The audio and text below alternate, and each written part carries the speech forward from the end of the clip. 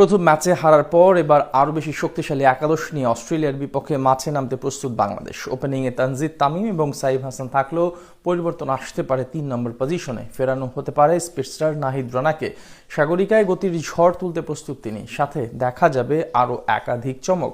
সব মিলিয়ে অস্ট্রেলিয়ার বিপক্ষে কেমন হতে পারে বাংলাদেশের আগামী ম্যাচের একাদশ, সেটাই জানবো। সিরিজের দাপুটে জয়ের পর এবার টি-20 ফরম্যাটে এসেই খেয়ে হারিয়ে ফেলেছে বাংলাদেশ ক্রিকেট দল। চট্টগ্রামে সিরিজের প্রথম ম্যাচে ব্যাটারদের পারফরমেন্স ছিল একেবারে যাচ্ছে তাই, কেউই তেমন ভাবে দায়িত্ব নিতে পারেননি। তাই সিরিজ রক্ষার মিশনে এবার বড় পরিবর্তন নিয়ে মাঠে নামতে প্রস্তুত টিম টাইগার্স। দ্বিতীয় টি-20তে এবার একাধিক ক্রিকেটার অদল বদল করতে পারে টিম ম্যানেজমেন্ট। সাগরিকায় সিরিজের প্রথম ম্যাচে ইনজুরির সমস্যার কারণে একাধিক মূল ক্রিকেটারকে দেখা যায়নি একাদশে।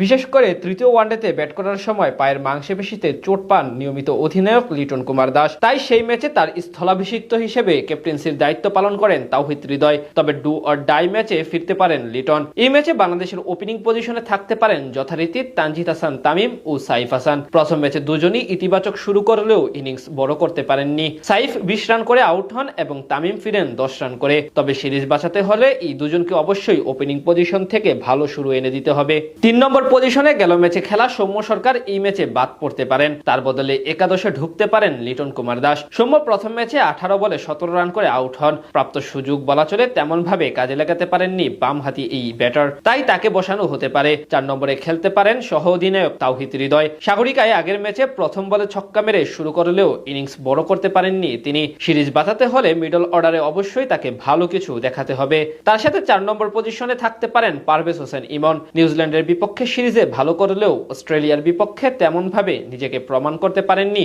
ইমন। তাই এই ম্যাচে ইমনের উপর বাড়তি দায়িত্ব থাকবে। তার সাথে ফিনিশার হিসেবে টিকে যেতে পারেন শামীম হোসেন পাটোয়ারি। এছাড়া অলরাউন্ডার হিসেবে একাদশে থাকতে পারেন শেখ মাহাদি হাসান। প্রথম ম্যাচে ব্যাট হাতে দলের হয়ে সর্বোচ্চ রানের মালিক ছিলেন তিনি। 22 বলে করেছিলেন 29 রান। এছাড়া বল হাতে নিয়েছিলেন 1 উইকেট। তার সাথে জুটি বাঁধতে পারেন লেগ স্পিনার রিশাদ হোসেন। এদিকে নিজের অভিষেক ম্যাচে জোড়া উইকেট পেলেও বাদ পড়তে পারেন আব্দুল গাফফার সাকলাইন। তার বদলে একাদশে ফেরানো হতে পারে স্পিডস্টার নাহিদ রানাকে। ক্যারিয়ারে একটি মাত্র আন্তর্জাতিক টি-20 ম্যাচ খেলা রানাকে অস্ট্রেলিয়ার বিপক্ষে দীর্ঘদিন পর ফেরানো হয়েছে এই ফরম্যাটে। তবে প্রথম ম্যাচে সুযোগ হয়নি তার। এবার সিরিজ রক্ষার মিশনে ব্যবহার করা হতে পারে রানাকে। তার সাথে পেস বোলার হিসেবে বাকি দুজন অর্থাৎ মুস্তাফিজুর রহমান ও শরীফুল ইসলাম বহাল থাকতে পারেন। প্রথম ম্যাচে ছোট পুঁজি ডিফেন্স করতে নেমে দুজনই দুর্দান্ত বোলিং করেছিলেন। সব মিলিয়ে বলা চলে অস্ট্রেলিয়ার বিপক্ষে সিরিজ রক্ষার মিশনে এবার নিজেদের স্কোয়াডের সব সেরা প্লেয়ারদের নিয়ে মাঠে নামতে প্রস্তুত বাংলাদেশ ক্রিকেট দল। চট্টগ্রামে সিরিজের প্রথম ম্যাচে ব্যাটারদের পারফরমেন্স ছিল একেবারে যাচ্ছে তাই, কেউই তেমন ভাবে দায়িত্ব নিতে পারেননি। তাই সিরিজ রক্ষার মিশনে এবার বড় পরিবর্তন নিয়ে মাঠে নামতে প্রস্তুত টিম টাইগার্স।